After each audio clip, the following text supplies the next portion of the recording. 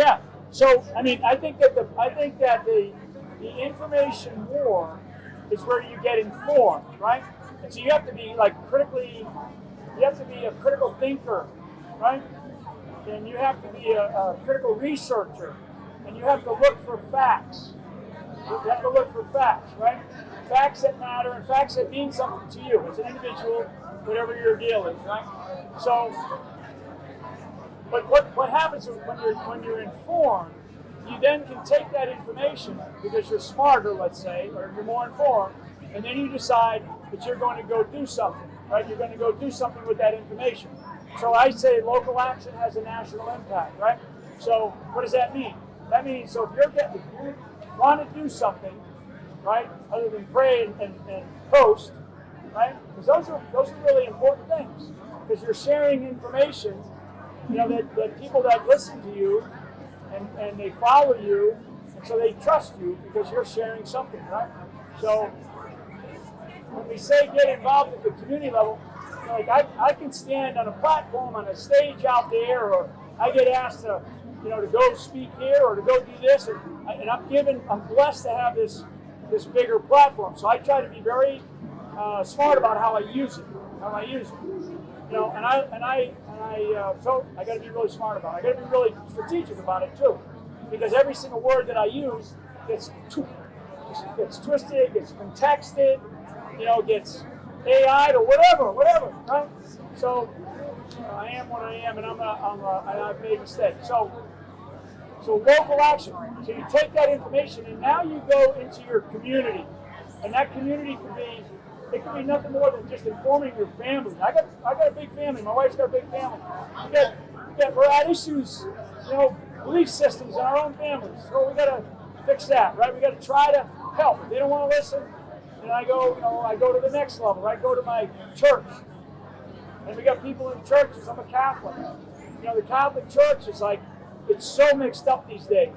And I believe in the religiosity of being a Catholic, I guess.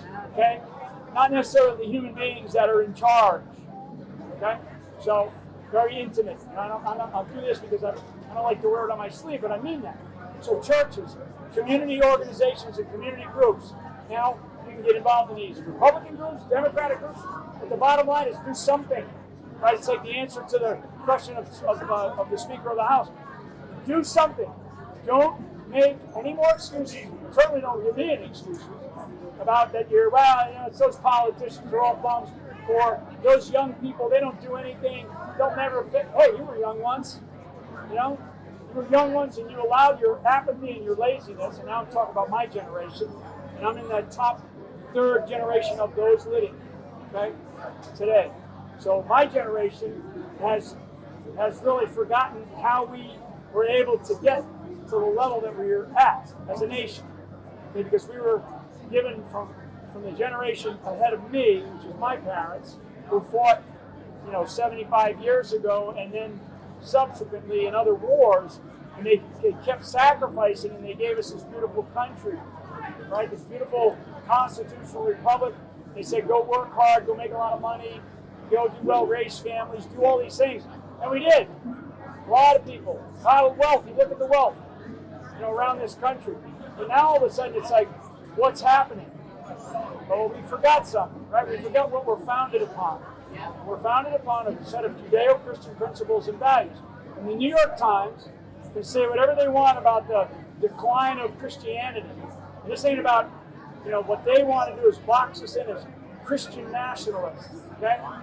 So somebody will take the fact that I just did this, Christian nationalists. They go, oh, there he is. See, this is not about that. Okay, because then they make it look like, oh, you're this white racist Nazi, you know, Hitler-loving guy, right? Oh, it's just total bullshit. This is about patriotism and what I call Americanism. Americanism, okay, to all your audiences, Americanism. What does that mean? It just means that I love my country. I love, you know, having a free country. I love being able to do whatever I want. I love being able to go wherever I want, right? I love our Constitution because it gives me the ability to go to say, you know, screw off, right? Or to say, or to get involved in something, or to go join some group, even if it's like, you you know, you want to go join I mean, like we talked about a couple of months ago here, trying to get into this, but you know, there's Satanist groups out there. Well, that's what America allows you to do. You want to paint yourself purple with pink polka dots and call yourself something? You know, fine, you do that. You do that. As an adult, but my red line, and I'll wrap this up. I'll wrap that question. My red line is children.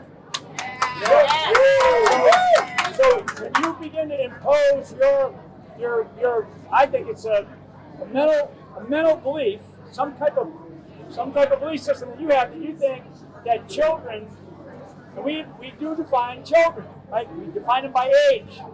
Because once you're an adult, you can go off to war and fight for this country. You can be told you're going to go off to war. So when we have these people that want to impose some sort of, I think it's a sickness on children, to me that's a red line. It's like, if you want to go do something, you know, I mean, hey, I was in the military as a young officer when we had don't ask, don't tell. Okay? Don't ask, don't tell. People remember that. Les Aspin was the Secretary of Defense, 1990, first Secretary of Defense for Bill Clinton, 1993, 94. They did a big study. Don't ask, don't tell. You know what? So, anyway, I say that because that's the beauty of this country. But everybody's going to lose their freedoms if we allow this country to continue to go down this path, frankly, towards globalism, right? It's Americanism versus globalism. Thank you, General. All right, right here. Let me go to this woman in the back, and I'll find you. I'm Kim Yater from the Take Your Power Back show on Salem Radio. We just went live right now on the air with your book, 5 Generational Warfare. Yeah. Right now with Boone Cutler Great. and Jason Ike. Tell us, how important is it right now that the people are aware that we're in the midst of 5th generational warfare? Yeah. So yeah, great. Thank you. Yeah, it's a great. I'm ashamed. Yeah, I'm shameless. I'm shameless, right? Yeah. So 5th generation warfare, and you know, there's different forms of war, right? And the fact that I say that, I'll become a domestic terrorist. They'll put me on some list. You know, they probably already have me on some list, but this is a war for our minds. Okay, this is a war. Back to this gentleman's question about digital soldiers, and you know, and this digital environment, this artificial intelligence environment that we are in. So the idea of 5th generation war is it's real. It's defined. Our military defines it. My co-author Boone Cutler, Sergeant Boone Cutler, retired. I mean, we're involved in psychological operations, information operations, intelligence operations, you know, in our military careers. And we looked at everything, and we were sitting there one day talking about this stuff, and we're like, man, because there's a lot of books out there about 5th generation warfare, and they complicate it. And one of the things that we wanted to do is, that's why it's called the Citizen's Guide. This is for citizens. And that's why it looks like this, because we wanted to take, you know, like the feel of a military technical manual or a military field manual and make it like that. I mean, women have come up and said, hey, I love it because it fits in my purse. It fits in a cargo pocket. We make these so they fit in cargo pockets in the military. So that's the type of war they're in. And, you know, and it's just a bestseller, by the way. The second book that's out, it just came out Monday. We sold some here, but it's about how to fight AI, how to fight artificial intelligence. And I don't know if you can see it, but how many books have you bought where you've had to take homework? I mean, who buys a book where you got to have a homework assignment? So in this book, because that causes readers to critically think about what we're teaching. What we're teaching. In fact, this book, libertarians can buy it, Democrats can buy it, communists can buy it, Republicans, conservatives, I don't care. You know, I want people to buy it to understand that this is not... Where can they buy it, General Flynn? They can go on Amazon, Barnes & Noble, it's the bestseller. They can go on my website at generalflynn.com. But this is not a war of neighbor versus neighbor or brother versus sister, right? Right? This is a good and an evil time, but this is a war for our minds to make us and manipulate how we think about everything. So they tell us about aliens, right? I mean, everybody's freaked out about aliens. So, oh yeah, we got aliens, and like Jim Brewer was talking about it yesterday on stage. We got aliens coming from Mars. And everybody focuses like, where are they? That is a total distraction. It's a total distraction while we're losing the war in Ukraine, while we're spending more and more money. I mean, today is the anniversary, we said it earlier, the anniversary of the 13 killed in action in Afghanistan, right? 2-year anniversary of 13 beautiful children, beautiful, Marines, a soldier, and a Navy corpsman. So, and I haven't watched the news. Maybe they're talking about it, but I guarantee that this administration they're not doing a big thing for it, okay? Because they should be embarrassed by it. Worse. Okay. Yes, ma'am. General Flynn, Nikki Whitehall, actually Gavin's mother, I've spoken with you before, and you've also been supportive of the January 6th prisoners. I was wondering if you had a couple words of encouragement that I could pass on to them as they continue to sit and languish in jail being persecuted by the government. Yeah. And this is persecution. It absolutely is. Persecution. I'll be very honest about all this stuff. So, first of all, the tragedy of your daughter's death is still. I don't know how you do it, man. I don't. I mean, when I think about your daughter Ashley, I'm like, and watching all the dynamics of what happened, I'm like, God, it just didn't feel right. Plus, she didn't go there, with that. I mean, it's mind blowing, and I'm at a loss for words about her sacrifice. I mean, it's unbelievable. So, I don't know how you do it on a daily basis. But what we're experiencing in this country right now, and the January 6th, the Russia gate, the impeachments, the election, COVID, January 6th. I mean, look at what we know about January 6th. And for people that didn't watch, everybody needs to go back and watch the full interview of Stephen Sund, who's the chief of the Capitol Police that day, and a good guy. I mean, it's a tough law enforcement guy. That day, you go watch the interview with Tucker Carlson and Steve Sund, Capitol Police chief, that day. The January 6th committee never interviewed him. He's the chief of police for the Capitol. If not him, then who? Right. So, you got to go listen to that interview because Chief Sund does a vastly better job of explaining what happened, the tactical situation, and even the strategic components of it. Because to me, number one, there's not been an investigation, and that's where back to your question about Congress and Speaker McCarthy. I mean, we can juggle things at one time. I mean, there's not been a legitimate investigation. The J6 committee, which I sat in front of, and I took the fifth. I mean, because it's like these people are out to get us. Okay, so anyway, for the J6ers that are there and that are still in prison, I mean, keep doing whatever you can do to maintain your sanity. Okay, to maintain your healthy mind, because there's one thing that they can do and it's in history and it's in the Bible. You can have your freedom taken from you, but you can never have your faith taken from you. So don't lose faith. And what I tell people is that, if we ever, God help us, if we ever get back, if we ever start winning these chess matches that I talked about, and we get ourselves back into a position of authority and into the White House, and God help us. And I don't know what's going to happen, but God help us. But if we ever do, trust that if I have anything to do about it, those people are going to be exonerated, most of them. I mean, I'm not gonna sit here and tell you that if somebody went up and they're on video and they're busting a window, they're climbing over something and they got brought in, okay, I don't have any time for that. Okay, but everybody else, like Simone Gold, Dr. Simone Gold, and her head of security, she had legitimately was able to go into the Capitol, right? She made a speech, beautiful speech, righteous speech about the situation in our healthcare system. And what do? They basically put the pressure of the entirety of the government and put her in federal prison for a period of time.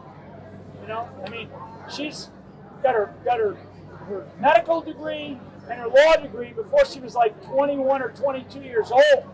I mean, she's like a massive, like wants to be a servant. I mean, you don't do those kinds of things. So, God bless you, man. Thank you. General Flynn, speaking of faith, right? Yeah. We know we Who are win. you? So I'm Matthew Alvarez with Total News, freelance. Used to be in mainstream media. Thank Okay. God I'm not anymore. Okay. We know that we win in the end because of Jesus Christ of Nazareth. And the people that are concerned out there, until we win and we go to heaven with Him, let's just be real. What is your message to the people that are out there that are really concerned of either being thrown in jail or speaking out about Jesus, Trump, that kind of thing? What's your message to encourage them? Wow. I'll tell you what. I'll keep this really short. Go read Psalm 23. Go read Psalm 23. And read it. Yes. Read it. That's where the United States of America is at. Okay? That's where the U.S. is at. So now, what all of us have to think about, I ain't just talking to Christians, I'm talking to everybody. Everybody that loves freedom, everybody that loves this country and thinks, I don't care what you think about the politics, but how do we get out of that valley of the shadow of death? Because America, we're not on the edge anymore. We're not on the edge of the cliff. We're already over. So now, go read Psalm 23. Amen. Thank you, sir. Yeah. Yes, sir, right here. Hi, General. Roger Free. This is it, because I don't know about you guys, I'm hot as shit. Roger Free, the Citizen Media News. I'm a retired warrant officer. It was a pleasure serving under you in the military and continue as a patriot. It's funny that when we were in the military, before every combat mission, we read Psalm 23 during our combat brief. Yeah, wow. My question is this. I was going to bring up the anniversary of the Afghan 13, but there's another anniversary today, and I wanted to ask something about the Constitution. Today is also the anniversary of the 19th Amendment. Would you speak on the constitutionality of that? Well, tell me what the 19th Amendment is. The so I know 19th you know. Amendment gave all these beautiful women, conservative women here, the right to vote. Woo! So on the, I'm glad you asked that, because see, that's why we had this kind of a material. Even if you got water on you, this is our military thing, right? You dump coffee on these things, you wipe it off. So women, and the role of women in America today. I've said this very publicly multiple times, right? Multiple times. That women in America today are actually going to lead us out of this. Okay? It doesn't mean that a woman's going to be president or governor or whatever. I ain't talking about that. I got to know Miss Kimberly Fletcher, who is Moms for America, a couple of years ago. Because I saw this little fireball mom of a bunch of of a tribe of kids, and so I looked her up because I heard her speak, and I'm like, man, she reminded me of my mom, right? So I looked her up, and I saw that her organization, Moms for America, has been around since 2004. It's a nonprofit. I think they've got it's a 501c3, and I think a 501c4 now. So I'm listening to her, and I look her up, and I'm saying, so where have you been? But she's been talking about this stuff about children for a long time. Nobody was listening. Nobody's listening. So now all of a sudden, everybody's listening, and she's not somebody to go, well, I want credit for that, I want credit. No, she's not. She's not like that. And that's what we've got to be. We've got to do. We've got to understand this big problem we have. And in terms of moms for America, or moms fighting for liberty, or women fighting for America, or women fighting for liberty, those are different groups that I know of that exist. So women are seeing that they have families. The interesting is young women who are starting to get either they got married or they're thinking about marriage and they're starting to think about kids. Because babies, when I say babies, they're babies and kids. They don't know. But women, young women, and then certainly women that are my age, they're actually starting to see what is happening, not necessarily to America, but they see what's happening to America through the eyes of the children that they have, their children and their grandchildren. Because most of this country, families are so broken apart. We have, it's probably 50% or worse that are broken families, right? So women are leading a charge in this country, and they had the ability, because of that amendment, the 19th Amendment. Now, you take the I think it's the Article 9 of the NCAA. I think it's Article 9 or 5. I forget which one. That gave women in sports, right? There was a big fight to give women equality on scholarships in the NCAA, okay, in the Non-Collegiate Athletic Association. So they gave women this privilege to, privilege, right, whatever, to be able to get the same level of scholarship. And I don't know what it is now, but I can tell you back around 2015 maybe, I think it was 2015, there were more athletic programs in this country that gave scholarships to women than it did to men at the NCAA level. That's a small detail maybe to you guys, but not to me. That tells me a lot about the role and the fight that women have done to get to certain levels. That's an example. So now, if 17, 18-year-old Mike Flynn says, I'm a mediocre swimmer, right, in high school, and I didn't even get into the state's swimming championships, but I know if I say I'm a woman, I get a scholarship to a Division I, and maybe I feel like I'm not, because I always say I'm Irish. People say, because they're asking, are you white, black? I always say I'm Irish, right? Because who knows where the Irish came from. So, I say, okay, so I'm a woman, and maybe I'm African American too. So I put that down on my scholarship application. And these crazy schools, they got to meet quotas instead of doing it based on merit. So now I get a scholarship. I'm a man. I show up in my loincloth, and I'm feeling good to the women's program. And I'm the father, let's say, of a young girl who dusted all these state, regional, maybe even U.S. records. And I'm looking at my daughter, not a man, right? Not this boy who says he's a girl. I'm looking at my daughter, and she's been working her tail off since she was 5 or 6 years old, and she can't get a scholarship because we're giving it to some kid who feels like he's a man today or feels like he's a girl today. You follow me on what my point is? It's insane. It's insane. It's totally insane that we are at this level in this country. And you know what? It's wrong. And what they're going to do, and I touch on these points here about the mind, the war of the mind, they're going to shove it down our throats. They're going to shove this down the throats of our children in this horrific curriculum that they're teaching them. And we're going to turn around and go, man, what happened? And I don't know. If I was a gay man today, so if I was gay, because gay and lesbians have been around for a long time. Thousands of years, okay? Thousands of years. So, but if I was a gay man today, I think I'd be really upset at all this transgender stuff. Okay? I would be upset. Now, I would be upset. I'd be really upset, because I'd be like, wait a second, because now I'm boxed in.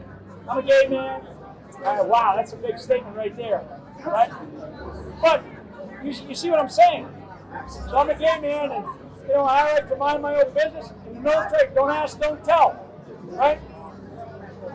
So, but now it's like, if I want to say I'm a gay man, well, now it's like, oh, are you transgender? Do you do drag queen? I mean, now I'm being boxed in to that community. You like children. Now I'm being defined, and I'm like, wait a second, that's not who I am. So now you're having to defend yourself.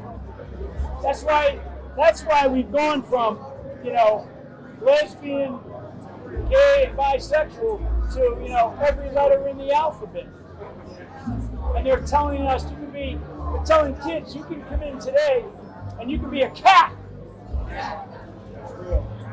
Anyway, all right. I'm done. Thank you all.